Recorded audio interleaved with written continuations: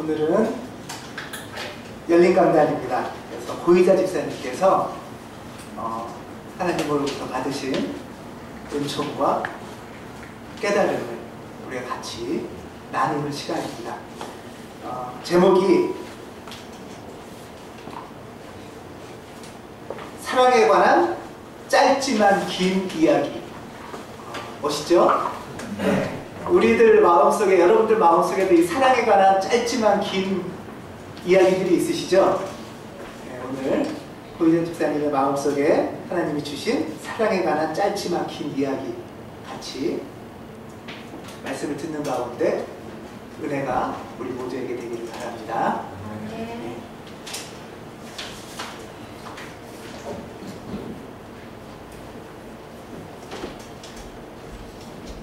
목사님 힘내야지. 안녕하세요.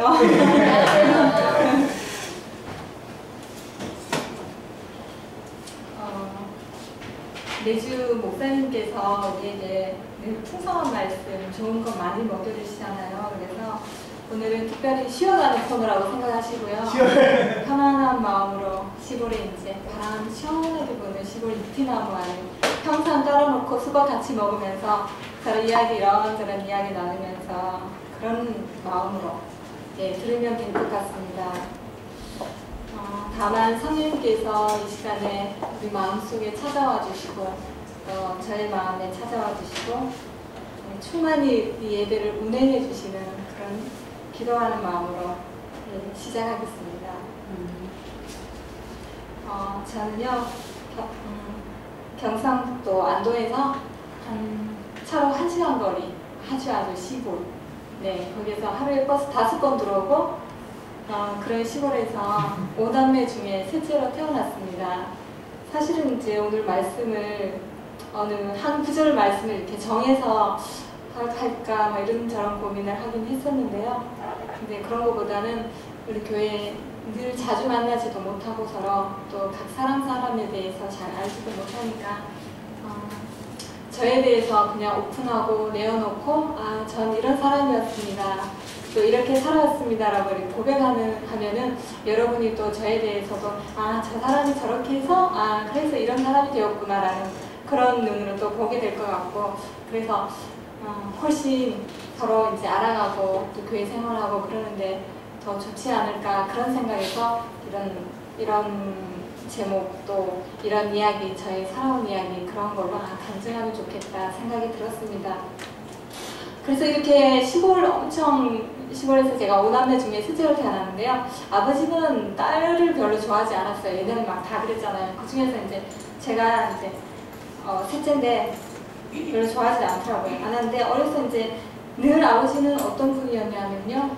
옛날 아버지 되게 많이 그랬던 것 같아요. 술 좋아하시고 또 일 별로 열심히 안 하시고 엄마 힘들게 하고 자녀들 때리고 이런 아버지 있잖아요. 그런 아버지셨거든요. 그래서 특별히 이제 셋 중에서 저를 제일 싫어하셨어요. 이제는. 그래서 저는 이제 아버지한테 어떻게 하면 잘 보일까 그런 생각도 늘 이렇게 고민하고 그랬거든요. 근데 한 번 좋아 안 하면 계속 싫어하는지 엄청 술 같이 드셔도 술 드시고 오셔도 5남매 중에서 저를 그냥 특별히 더 불러가지고 더 그냥 혼내고 벌세우고 그러셨거든요. 그래서 한마디로 저는 어린 시절에 이 인격이라는 게 내가 사람이 아니구나 그런 생각을 했거든요. 왜냐하면 닭장에도 가두고 화장실 푸드식 화장실이잖아요. 옛날에 거다가 빠뜨리려고 저를 붙잡고 그러고 그랬거든요. 그래서 그런 것도 있고 그 다음에 이유도 없죠. 매 만들어 오라고 그래서 낫으로 이렇게 매 만들다가 손도 잘리고 그랬거든요. 그래서 되게 나름 학대를 받았던 것 같아요. 아동학대. 그래서 아버지가 저녁에 술 취해서 저 위에서 이제 언니 이름, 마지 이름 딱 부르면은 저희 5남매는 뿔뿔이 다 흩어지는 거예요. 각자 이제 다 숨는 거죠. 아버지 눈에 띄면 그날은 이제 또 일이 나니까. 그래서 각자 다 숨고 산으로 숨고 밭으로 숨고 다 숨죠. 눈에 안 띄게. 그랬었는데 그러면서 저희가 컸어요. 그래서 겨울에는 밖에 쫓겨나면은 그냥 천막 밑에서 자고, 그다음에 비닐하우스 안에서도 자고, 마구간 지어놓은 그 안에서도 자고 그랬어요. 그래서 밖에 나와서 이렇게 막 추운데 이렇게 엄마는 이제 빨래 같은 거 널어놓은 거 이렇게 좀 마르려고 하는 거 갖고 와서 이제 덮어주고 막 이렇게 하셨거든요. 차라리 방 안에서 아버지 막 그렇게 소리 지르고 혼내고 막 괴롭힌 보다는 오히려 추워도 밖이 훨씬 마음이 편했던 것 같아요. 그래서 이렇게 앉아서 이렇게 겨울에 헌한 달 이렇게 하며 쳐다보면은 그때 하나님이 저를 이렇게 내려다 봤던 것 같아요. 이렇게 돌이켜보면은. 그렇게, 근데 대신에 저희 어머니는 되게 억새풀 같은 어머니 있잖아요. 자녀를 위해서 막 희생하고 헌신하고 그냥 죽자 사자 소처럼 일하시고, 그리고 이제 아버지의 늘 자녀를 괴롭히는 아버지의 바람막이 같은 그런 것도 해주시고, 뭐 폭행이나 뭐 폭언은 말할 것도 없죠. 물론 엄마한테, 우리 자녀들한테도 그렇게 하는데, 근데도 그걸 그냥 한 2번 정도 이렇게 이제는 안 되겠다, 이제 가야겠다, 여기 너네 집에서는 못 살겠다, 이제 그렇게 하시면서 이제 2번 정도 보따리 싸신 적은 있어요. 근데 결국 또 돌아오시고 이렇게 하셨거든요. 그래서 저 어렸을 때 늘 이렇게 불안한 마음 있잖아요. 엄마 나 버리고 가면 어떻게 하지, 그런 걱정이 늘 있었어요. 아버지랑 절대 내가 미움받아서 살 수가 없기 때문에. 근데 엄마는 자녀를 버리진 않으셨어요. 그래서 힘들지만 그렇게 이렇게 고단한 인생을 이렇게 엄마가 살아오셨는데, 늘 이렇게 제가 컸을 때 엄마 그런 얘기 하시더라고요. 나도 여자인데 한 사람이 이제 여자로 이렇게 살지 못하니 그런 게 너무 이제 마음이 아픈 것 같다, 그런 얘기를 하시더라고요. 그래서 저는 그냥 엄마는 그냥 엄마지, 아 저 사람도 여자구나, 한 사람이 여자구나 하고 이제 엄마의 인생을 이렇게 받아들이게 되고 이해가 되더라고요. 그래서 저 사람도 한 여자로서 누군가의 사랑을 받으면서 그렇게 살아야 되는데 하는 그런 안타까움이 있었거든요. 네, 아버지는 12년 전에 이제 돌아가셨어요. 그때 이제 암 걸려서 돌아가셨는데, 어머니는 아직도 살아계시죠. 아직도 저희 5자매 든든한 후원자고 또 힘이 되고 역시 바람막이를 되어주시고 계십니다. 네. 나름 그래도 전 굉장히 축복받은 사람이라고 생각해요. 2명 중에 1명은 정상이었으니까요. 그렇게 이제 어렸을 때는 늘 그래서 막 현실이 너무 싫어가지고 벗어나고 싶어가지고 외국 영화를 엄청 많이 봤어요. TV 막 이렇게 아버지가 이제 막 전기요금 많이 나온다고 TV 못 보게 막 엄청 뭐라 그러죠. 그러면 막 밤에 늦게 하잖아요. 주로 막 토요일, 일요일 밤 10시에 이렇게 하니까 저는 유일한 나의 돌파구는 내가 빠져나오고 내 마음을 이렇게 탈출하는 것은 영화밖에 없다. 이래서 이불 가지고 이렇게 TV에다 이불을 이렇게 뒤집어 씌워가지고 밖에 불빛 안 새게, 아버지 화장실 갈 때 밖에 나가면 보이잖아요. 불 켜놓은 집에서 TV에 이렇게 이불 뒤집어 써서 씌우고서 계속 영화를 봤죠. 그래서 영화에 막 엄청 막 빠져들었어요. 그래서 나는 혼자 살거나 아니면은 나중에 엄청 잘생긴 외국 남자랑 결혼을 해야겠다, 그런 생각을 했거든요. 예, 진짜요. 그래서 나는 당연히 아버지 같은 사람은 안 되고 우리나라 사람도 안 돼. 왜냐하면 저럴지 몰라, 아버지처럼. 그래서 영화에 나오는 저런 멋진 남자, 난 꼭 저렇게 살아야지, 그러면서 이렇게 어린이집을 보냈던 것 같아요. 그래서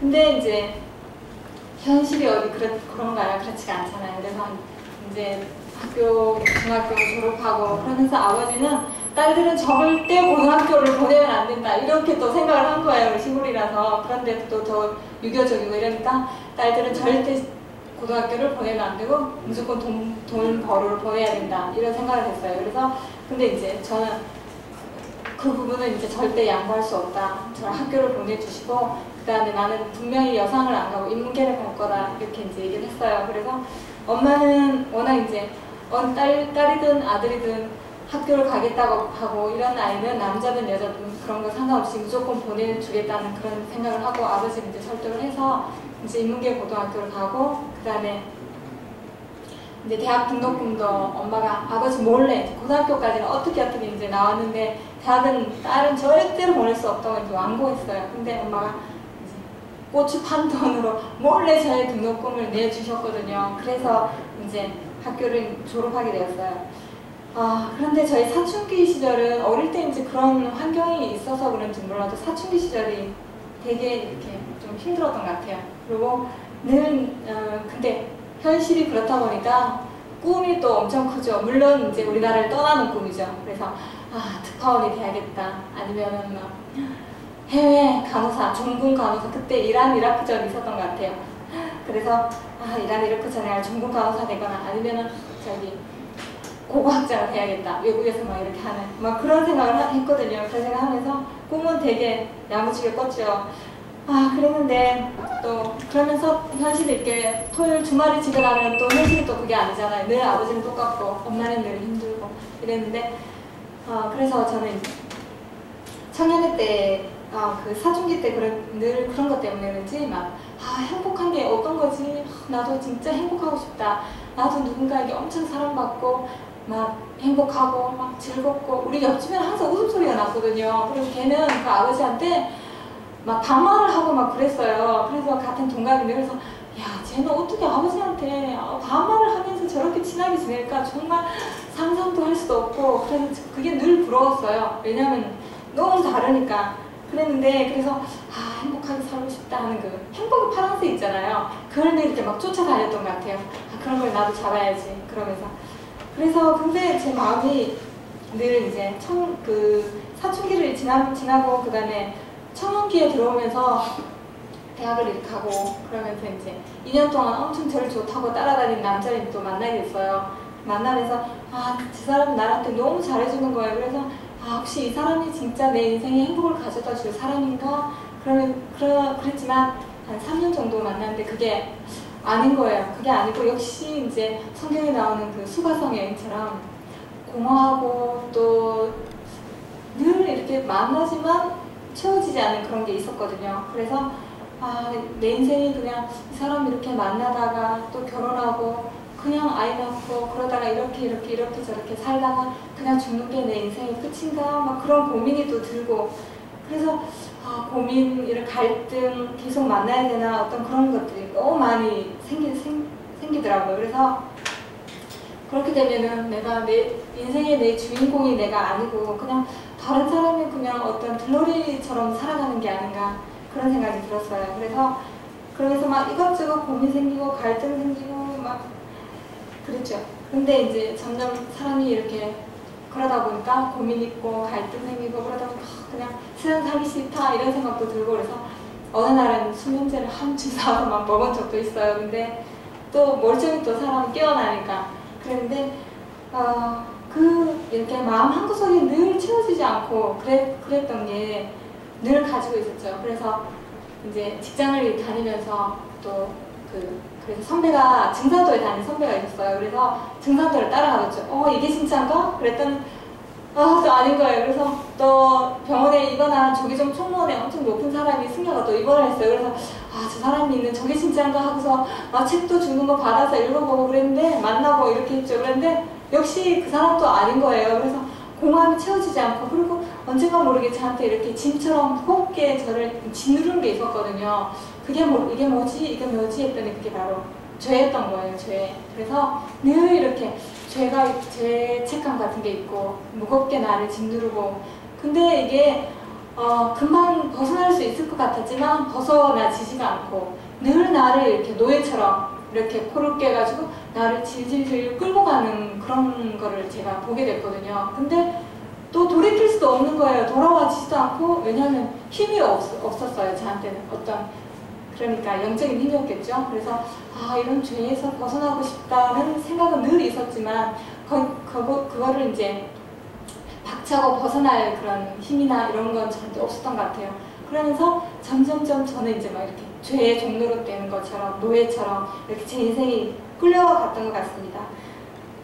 그래서 항상 무거운 짐이 저를 막 짓누르고 있었고 그 다음에 죄책감 같은 게 늘 나를 이렇게 따라다니고 있었고 그래서 저는 난 행복하고 싶었고 자유롭고 싶고 내 마음의 평안함을 그렇게 얻고 싶었는데 뭐냐 이거 도대체 내 인생이 뭐냐 막 그런 고민이 많았거든요. 그래서 사춘기하고 또 이 청년기는 좀 우울하게 무겁게 그렇게 지냈던 것 같습니다.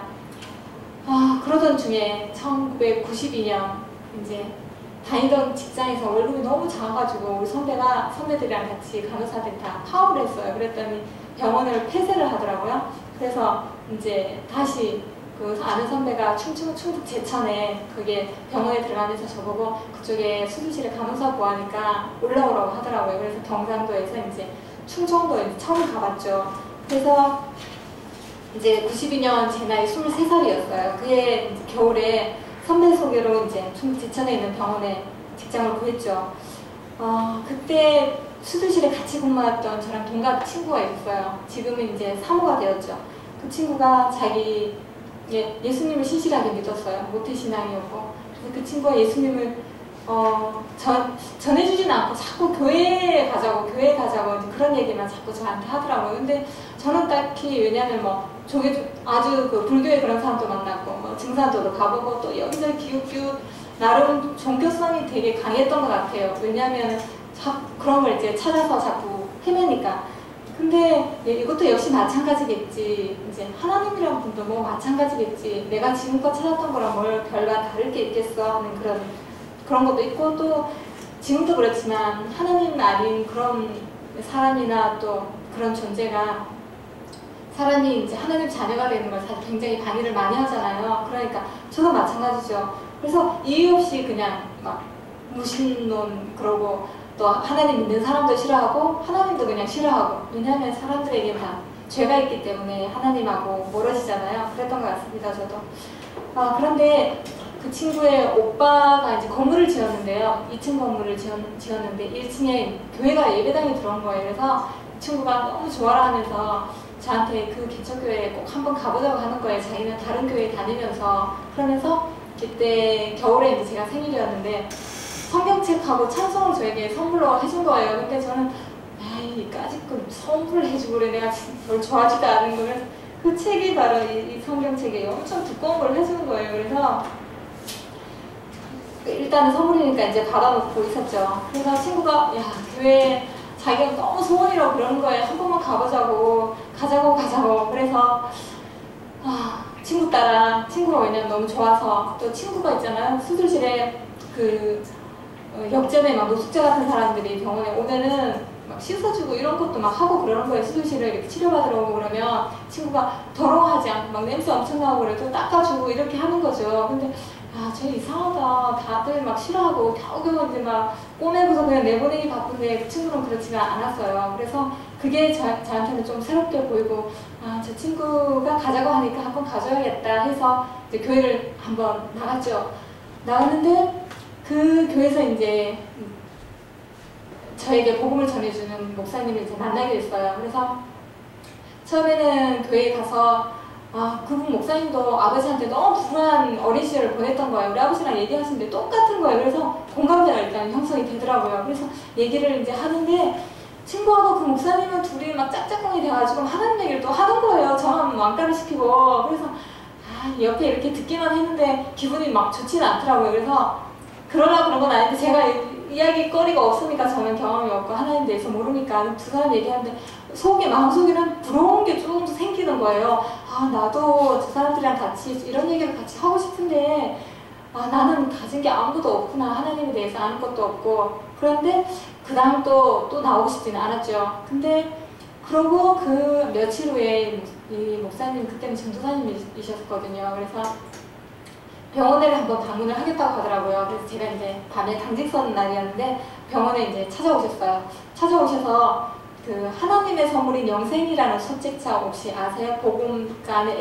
복음에 그야말로 엑기스가 다 들어있잖아요. 당신은 죄인입니다. 당신 때문에 예수님 십자가에 돌아가셨습니다. 하나님 당신을 너무 사랑하십니다. 어떤 그런 내용이잖아요. 그래서 그걸 2개를 가지고 오셔가지고 저를 앞에 앉고 그 목사님이 이제 이쪽에 반대쪽에 앉아서 한 장 한 장씩 넘기면서 이제 복음을 전해주시는 거예요. 근데 맨 앞에 하나님의 선물인 영생이라는 거예요. 그래서 왜냐면 영생이라는 게 보기만 해도 근데 잘 몰랐지만 영원히 사는 것 같았어요. 그 뜻이. 그래서 근데 그걸 선물이라고 그냥 준다는 거죠. 제 친구가 성경책 찬송가를 그냥 선물해줬듯이 아무 조건도 없이 저한테 선물을 주겠다는 거예요. 그래서 뭐 안 받을 이유가 없죠. 왜냐하면 그동안 제가 그걸 찾았으니까. 그래서 그렇지만 왠지 진짜가 아닐 것이야 하는 그런 생각을 이제 가지면서 한 장씩 한 장씩 넘겨가는데 그때 성령님께서 역사를 하셨어요. 복음을 듣는 순간. 그래서 너는 죄인이다. 그런데 왜냐하면 완전 이제 뜨끔하면서 제 마음이 완전 찔렸거든요. 제가 죄인이 맞으니까. 그래서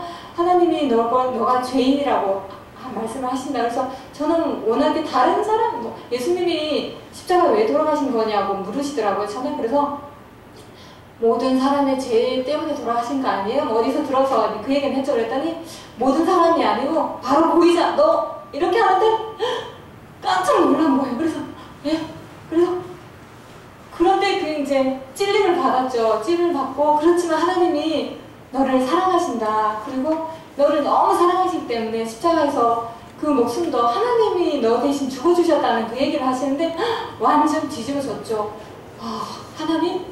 그 높고 크신 분이 나 같은 거 이렇게 죄 많은 나 때문에 돌아가 주신다고 이 사실을 받아들이는데 완전 뒤집어졌어요. 그래서 두 번째 보는 그 낯선 분 앞에서 제가 눈물, 콧물 그냥 범벅이 돼서 울기 시작했는데 막 그동안 지었던 죄들이 이렇게 막 생각이 나면서 마음이 막 가슴에 막 불이 나는 거예요. 막 뜨거운 것이 올라오면서 그래서 하나님이 나 같은 거 아이고 정말 아버지도 싫어했고 그런 나 같은 거에 하나님이 그렇게 큰 하나님 사랑이 많다고 얘기는 듣긴 들었는데 드디어 나한테도 오셨구나 그런 생각 때문에 완전 그때는 제 일생일 때 잊지 못할 날이죠. 그날이 그때가 이제 제 생일 근처였어요. 그래서 저는 그때 그해 겨울에 23살 겨울에 저의 육체의 생일도 그때였지만 영적인 생일도 그때가 되었습니다. 그래서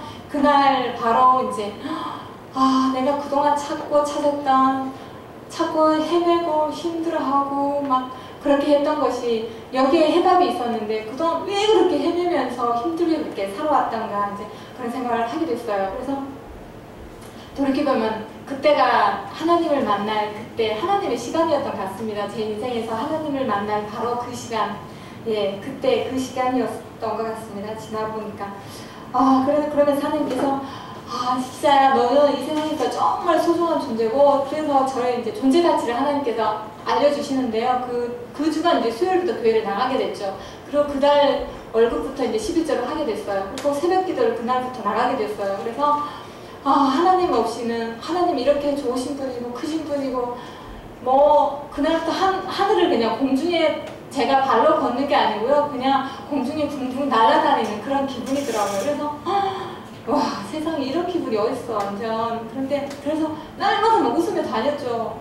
아무도 모르죠. 나만 아니까. 그래서 친구도 너무 기뻐하고 근데 이제 다른 간호사들은 미쳤구나. 제대로 미쳤구나. 제가 교회 다니는데 가더니 제 친구 이름 덕순인데요. 교회 데리고 간 덕순이는 정상인데 희자들 완전히 미쳤구나 저거. 이제 저거 어떡하냐. 그래서 막 선배들이 막 그런 거예요. 수근수근 하면서 뒤에서. 근데 아무 소용이 없었어요. 그 사람들이. 왜냐면 하나님 만나기 너무 컸기 때문에. 그래서 저 사람은 내 인생에서 잠시 동안 만날 거지만 그럼 엄청 또 힘들게 했어요. 저를 엄청 뽑고 막 못살게 굴더라고요. 왜냐면 그때부터 하나님 싫어하는 걸 하지 말아야지. 그래서 회식 같은 거 가도 밥 먹고 막 술을 막 먹으라고 막 그러는데 수술실 간호사들이 술을 잘 먹어요. 근데 그때부터 술을 안 먹었죠. 제가 아버지 그를 닮아서 술을 엄청 먹었거든요. 그전에는. 그래서 처음 한 사실이네. 죄송합니다. 제가 막 대적으로 술 먹고 이랬어요. 그래서 그때부터 하나님이 싫어하겠다. 그래서 싫어하는 거를 행동을 하지 말아야 되겠다. 그런 생각이 왔어요. 그래서 선배들이 너 안 하던 짓을 왜 하냐고 막 그래서 술 먹으라고 막 그렇게 해서 싫다고 저는 이제 술을 안 먹겠다고 이제 그렇게 했어요. 그래서 압력이 말도 못하기 심했는데요. 그렇지만 하나님이 사랑이 너무 크니까 그런 건 힘들긴 했지만 직장 가서는 힘들지만 또 교회 와서는 울고 기도하고 그러고 또 직장 가서 또 당하고 또 교회 와서 울고 하나님께 기도하고 또 힘 받아서 또 가고 물들상 그랬던 것 같아요. 그렇지만 이제 하나님은 평생 나하고 함께 할 거지만 저 사람들은 내 인생 잠깐 동안 만날 사람이 어떤 그런 걸로 위안을 받고 힘을 얻었던 것 같아요. 그래서 시간이 이제 흐르면서 그때 제가 하나님 만나면서 기도하고 말씀 보고 그러면서 찬양하면서도 울고 하나님 만나고 기도하면서도 울고 하나님 만나고 말씀 보면서도 울고 하나님 만나고 늘상 그게 일상이었던 것 같아요. 그래서 말씀을 읽으면서 어느 목사님이 말씀 속에 뭐 직장도 있고 먹을 것도 있고 입을 것도 있고 뭐 다 있다고 뭐 이런 얘기를 하시는 거예요. 그래서 처음에는 잘 몰랐는데 진짜 어느 순간 말씀을 읽으면서 이 안에 정답이 다 있었구나. 다 내가 그동안 궁금해했던 게 다 있고 내가 입을 것이 진짜 이 안에 있고 먹을 것이 이 안에 있구나. 그런 걸 알게 됐어요. 진짜 사실이거든요. 하나님이 방향을 인생에 사는 길을 방향을 가르쳐 주시니까요. 그래서 송이, 꿀송이가 얼마나 달겠어요. 이렇게 찍어 먹어도 단데 송이로 된 꿀이 얼마나 달겠어요. 그래서 성경 말씀 있잖아요. 송이꿀보다 더 단 게 주님 말씀이라는 거 그때 이제 알았거든요. 말씀을 읽으면서. 그래서 성경 공부 다 막 따라다니고 새벽기도 하고 금요 심야하고 막 금식기도 하고 막 난리가 났어요. 그래서 그러면서 그때 신앙이 엄청 많이 자랐던 것 같아요. 그래서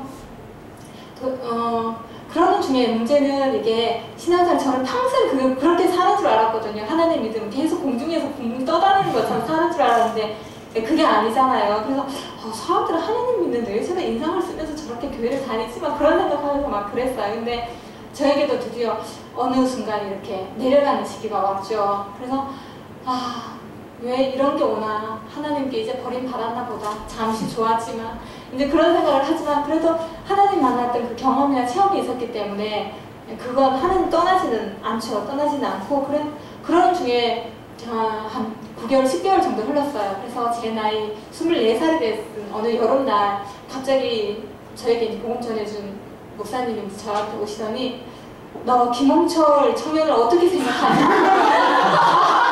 대뜸 이러는 거예요. 그래서 이제 2장 남았는데 길어도 괜찮나요? 그래서 이제 뭐 김홍철 청년을 왜 나한테 왜 갖다 붙이려고 그러시나? 그래서 제가 이제 하나님 믿고 그러면서 병원에 막 간호사들 전도도 많이 했어요. 전도하고 그랬더니 그 사람이 또 다른 사람 전도하고 막 고구마 이렇게 막 올라오듯이 있잖아요. 올리면 막 계속 딸려오잖아요. 고구마 그런 것처럼 제가 기숙사에 같이 살 때 약국가에 전도하니까 걔가 또 다른 사람 전도하고 뭐 이런 식으로 해서 간호사들이랑 약국이랑 은근 자매들이 많아졌어요. 근데 저를 막 김홍철 청년이라고 붙이려고 목사님이 막 그러시는 거예요. 그래서 다른 집사님들도 막 꿈을 꾸니까 뭐 같이 나무가 같이 이렇게 얽혀있는 것처럼 막 김홍철 나무 보이자 나무가 이렇게 얽혀있대나 막 그래서 막 그런 얘기를 막 흘리고 다니고 저한테 막 그런 거에서 기분이 좋지는 않았어요. 왜냐면 저는 하나님을 이렇게 만나면서 이제 나는 해외 선교사가 될 거야. 또 해외로 나갈 길은 이거밖에 없어. 막 그러면서 해외 선교사가 돼서 하나님의 영광을 드높이고 막 이렇게 살아야지. 그런 생각을 했어요. 그래서 결혼은 하지 말아야지. 그런 생각을 내심 하고 있었는데 그런 얘기를 하시니까 받아들일 수 없다. 왜냐하면 내 스타일도 아니고 피부도 검고 그리고 막 말도 별로 안 하고 예배당 가면 맨날 저 뒤쪽에 앉아가지고 교회 차량 봉사만 하고 그러고 이제 성실하게 한 것 같아요. 새벽기도 갈 때마다 차량 봉사하지, 낮에도 예배 때도 차량 봉사하지 이렇게 막 맨날 보면은 차 닦는 거밖에 안 보였어요. 차 세차하는 거. 그래서 집사님들은 너무 신실한 청년이다 이런 얘기 했지만 저한테는 그다지 와닿지는 않았거든요. 그래서 그런 중에 이제 남편은 사실 이제 광양제철 거기 3년 정도 다니다가 향수병이 너무 심해가지고 제천으로 이제 부모님 계신 데로 올라왔어요. 그리고 이제 공무원 시험을 이제 공부를 한다고 올라간 사이에 이제 저희 목사님이 우리 어머니가 다니는 교회 집사님 아들이었어요. 그래서 그 교회는 집사님 아들을 설교를 한 번씩 시켜주나 봐요. 그래서 이분이 가서 설교를 한 번 했는데 저희 어머니가 은혜를 받으시고 집에 와 있는 마침 집에 있던 아들을 엄마를 따라다니지 않으려거든 집 가까운 이 교회에 꼭 한번 나가보라 이렇게 해서 남편이 저보다 몇 달 전에 이제 교회를 가게 된 거예요. 그래서 이제 신앙생활을 남편이 시작하게 됐고 그 목사님 통해서 은혜를 많이 받게 됐나 봐요. 그래서 그 와중이었는데 그래서 저는 이제 그렇지만 또 목사님의 또 말씀이니까 거절할 수가 또 없는 거예요. 거절을 해야 되는데 사람이 근데 이게 내 인생이 또 이렇게 끌려가나? 이런 생각을 또 하면서 한편으로는 또 목사님이 하나님을 잘 믿으시는 분이니까 저 사람에 대해서도 잘 알고 또 나에 대해서도 잘 아는 분이 목사님이니까 가야 되는가 보다 그런 생각이 들었어요. 그래서 목사님이 막 그러는 거예요. 저 사람이 내가 보니까 진국이니까 결혼을 했으면 좋겠다 이런 얘기를 하시는 거예요. 그래서 왜 웃어요? 장상우 형제님? 이런 경우도 있습니다. 그래서 하나님 눈이 가장 맞지 이런 생각을 하면서 저 사람은 비록 지금 직장이 없고 그렇지만 하나님을 저렇게 신실하게 믿어볼 만은 하겠다 이런 생각이 제가 왔어요. 그래서 그런 얘기가 나온 2달 만에 결혼을 하게 됩니다. 드디어 9월 18일 날. 그래서 제 나이 24 아주 꽃다운 나이에 가을에 9월 18일 날 결혼을 하는데요. 그래서 문제는 저희가 전혀 서로에 대해서도 잘 모르고 또 결혼에 대한 준비나 이런 것도 전혀 없는 상태이기 때문에 물론 남편은 가지고 있던 그 포항제철 그 주식을 하나님께 다 바치고 몇 푼 모아놓은 돈도 다 바치고 해서 빈털터리였어요. 저도 뭐 별로 모아놓은 건 없었지만 그래서 시댁에 들어가서 살기로 했거든요.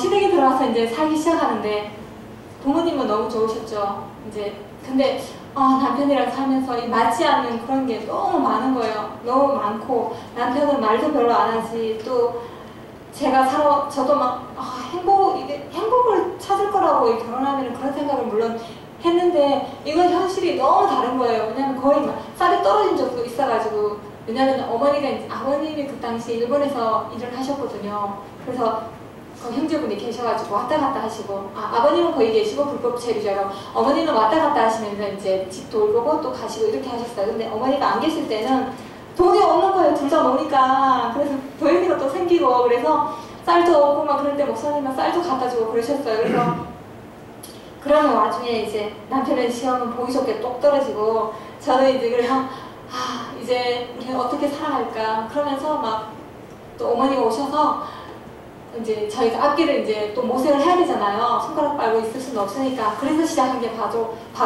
다전국수를 시작했어요. 다전국수라고 음식점 체인점. 제 나이 27살이었던 것 같아요. 남편이 33살.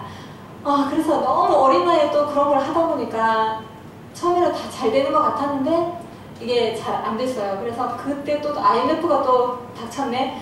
그래서 완전히 빚더미 올라와서 이리저리 끌어서 모아서 겨우겨우 했는데 결국에는 이제 빚만 남고 그래서 하나님께 막 울고 불고 이 가게를 어떻게 하겠냐 하나님 이거 빨리 정리를 해주시라. 나중에는 이게 막 짐짝이 되는 거예요. 이 가게를 이거 어떻게 할 것이나 누구라도 와서 그냥 가져가면 좋겠다 그런 생각으로 그런 중에 계약 만료 하루 전에 어떤 사람이 이제 계약을 하게 됐어요. 그 손해는 엄청 많이 봤죠. 보증금 다 까먹고. 그래서 그렇게 해서 이제 또 다시 저는 이제 병원을 나가게 됐고 남편은 아이가 한 6살 때인가 그때 2000년도 먼저 2002년도 저희가 안산에 이사를 왔는데 한 1년 반 전에 먼저 경기도에 올라와서 뭐라든지 배우려고 올라왔어요. 먼저 올라오고 저희는 이제 떨어져서 이렇게 살게 되는데 그러면서 이제 가게를 하면서 힘들고 그랬던 거 살면서 힘들었던 그런 것들이 남편에 대해서 엄청 싸우며 살았죠. 5년 정도 엄청 싸우고 막 꼴도 보기 싫고 막 버는 거 적적 다 싫고 밥도 많이 먹는 게 싫고 피부 검은 건 더 싫고 막 이런 거예요. 그래서 아이고 진짜 싫다. 이 남자랑 살아가야 되나 평생 막 이런 고민을 막 했어요. 하면서 아이는 생겼고 헤어질 수도 없고 하나님께 서약은 했으니 평생 살긴 살아야 되는데 이 일을 어떻게 할 것인가. 나는 행복하기를 원했는데 이건 도대체 내 인생을 점점 막 불행해지는 것 같아요. 그래서 또 임신하고 아이 낳고 그래서 막 우울증이 오더라고요. 그래서 되게 힘들었죠. 그리고 이제 떨어져 있으면서 저는 이제 교회 가서 또 기도하면서 하나님께서 또 가만히 있으셨겠어요. 그래서 기도를 이제 하게 했어요. 남편에 대해서 너가 결혼을 그렇게 했고 또 한 사람의 아내가 되었으면 행복하게 분명히 살아야 되는데 그런 이제 기도하면서 그런 마음이 들고 저도 이 사람이랑 헤어질 거 아니면 내가 행복하게 살아야 되는데 평생 이렇게 불행하게 누군가에게 서로 막 슬픔을 주고 또 아픔을 주고 또 서로 건조하게 이렇게 살아가는 거는 이건 분명히 아니다 그런 생각이 들었죠. 기도하면서. 그래서 이제 남편을 위해서 기도하는 중에 이제 떨어져 있으면서 기도를 하게 됐죠. 기도하는 중에 하나님께서 남편에 대해서 좋은 점을 적게 하셨어요. 그래서 처음에는 이렇게 적는데 뭐 맹숭맹숭 하기도 하고 또 적을 것도 없고 막상 막 아무리 찾아봐도 남편이 좋은 점이 하나도 없는 거예요. 근데 하나하나 이제 적다 보니까 남편의 좋은 점이 하나씩, 둘씩 이렇게 나타나는 거예요. 그리고 그래서 남편이 이제 한 번씩 내려올 때마다 칭찬을 해줬던 것 같아요. 마음은 그게 아니었지만 또 표현으로는 해줬어요. 말로.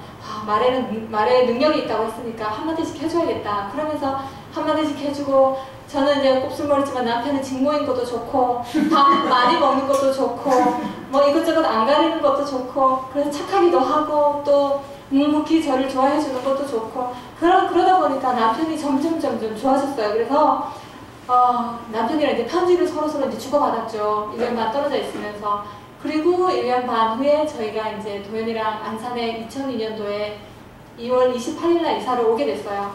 그래서 보증금 1,400만 원, 제천에 아버님이 사시는 아파트 대출을 받아서 1,400만 원, 아주 학고방 같은 방 2칸에 이제 안산에 이사를 오게 됐거든요. 그래서 이제 살게 됐는데, 그때도 너무 이제 힘들고 어려웠죠. 신앙생활 하는 것도 올라와서 힘들고, 현실에 또 녹록지 않고, 그렇지만 이제 또 남편을 또 기도하면서 이렇게 보니까 한 가장이라는 게 가족을 위해서 희생하고 헌신하고 막 이렇게 고군분투하는 그런 모습 있죠. 그런 이제 모습을, 힘쓰고 애쓰는 그런 모습을 보게 됐습니다. 그리고 내가 남편에게 참 죄를 많이 지었구나, 못쓸 짓을 많이 했구나, 그런 이제 고백도 하게 되었습니다. 그래서 그 이후부터는 그동안 또 이제 남편이 교회도 이제 잘 안 맞아가지고 2번 이렇게 나가고 그러면서 저도 마음고생을 되게 많이 했거든요. 왜냐하면은 교회는 한 교회 섬기면 끝까지 한 교회를 섬겨야 되고 축제사자 헌신해야 되는데, 남편은 자꾸 뛰쳐나가지, 저는 목사님 볼 면목이 없지, 그리고 그런 게 막 너무 힘들었어요. 그리고 이제 보수적인 신앙을, 보수적인지도 모르지만 어쨌든 그 처음부터 성결교회를 저 예수님 믿으면서 다니게 됐으니까, 그리고 쭉 다니면서 그런 게 또 막 갈등이 너무 왔어요. 남편은 또 그게 또 아니고, 그러면서 막 신앙 때문에 다투고, 그래서 너무너무 이제 힘들었어요. 신앙 때문에 다툰다는 그게 너무 슬프고 힘들었습니다. 그래서 그러던 어느 순간 이제 제가 남편을 이렇게 보면서 내 옆에 이렇게 또 좋은 사람, 이런 사람이 있는데 내가 진흙 속에 감추어진 진주를 발견하지 못하고 이렇게 늘 이렇게 불평만 하고 이렇게 살아왔구나, 그런 제 자신을 이제 보게 되었습니다.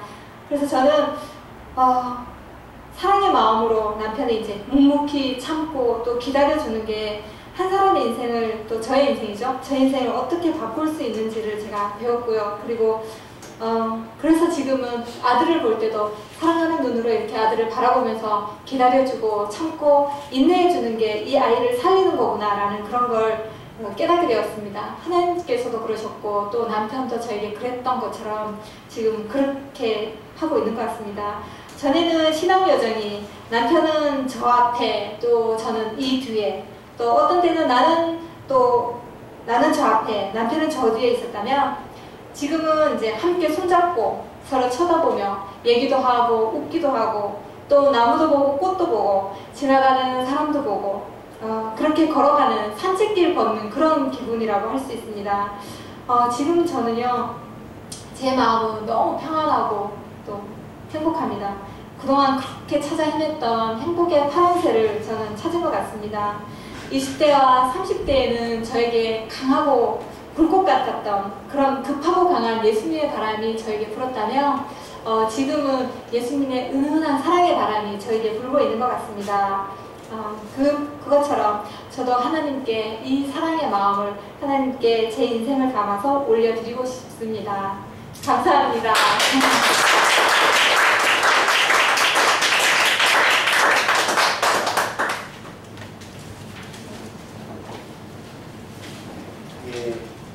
사랑에 관한 결코 짧지 않은 이렇게 그 속에 있는 참 깊은 진심이 전해지는 그런 시간이었습니다. 우리가 다 이렇게 하나님 안에서 오늘 읽으신 말씀에 의하면 강도 만났던 인생일 수도 있어요. 그래서 강도들이 옷을 벗기고 때려서 죽게 된 채로 버려졌던 때가 우리한테는 혹시 있지 않았나 하는 생각도 한번 들고요. 또 내가 잘해서가 아니라 그런 나를 하나님이 먼저 와서 이렇게 여기 보면은 그를 보고, 그러니까 보이자를 보고, 또 여러분들의 어떤 아파서 버려진 어떤 걸 보고, 그 다음에는 치근한 마음이 들어서 하나님의 마음이 안타까워지고, 그래서 가까이 가서 그 상처에 올리브 기름과 포도주를 붓고 싸매고, 그리고 이제 하나님의 길로 이끌어 가시는, 짐승에 태워서. 그게 오늘 호이자 집사님이 만나신 하나님인 것 같습니다. 또 한편으로는 하나님만이 이렇지 않잖아요. 하나님이 구체적으로 누구의 손길을 통해서, 여러분들의 인생에는 누가 버려졌을 것 같고 쓰러졌을 것 같을 때 여러분들을 바라봐 주신 눈길이 누가 있으신지 한번 생각해 보시면 좋겠어요. 내가 잘나서가 아닌데 그냥 나를 봐주고 측은한 마음에 상처를 싸매주고 포도주 부어주고 기름 부어줬던 그 손길.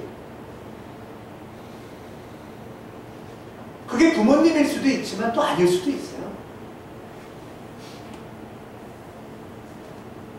지금은 결혼하신 분들은 부부간에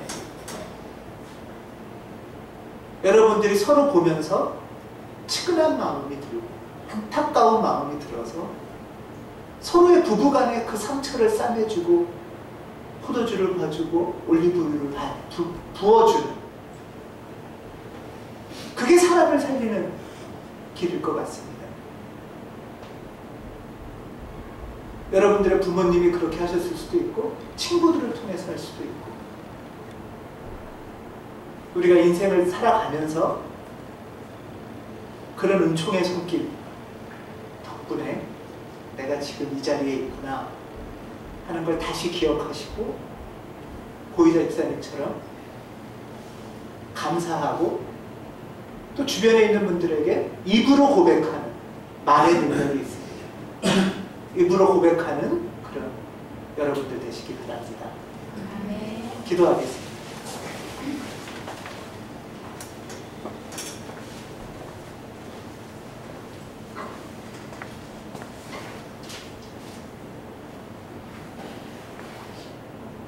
우리에게 다가오신 하나님,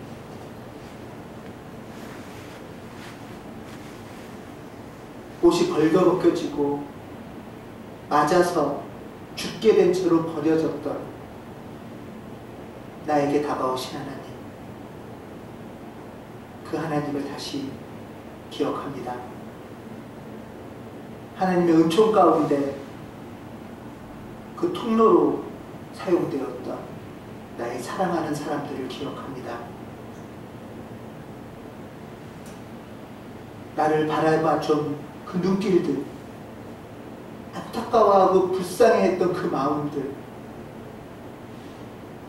그 덕분에 내가 살아나서 이렇게 감사의 고백을 합니다. 아버지, 우리의 입술에 그 고백의 힘이 넘치도록 도와주시옵소서. 예수 그리스도 이름으로 기도드립니다. 아멘.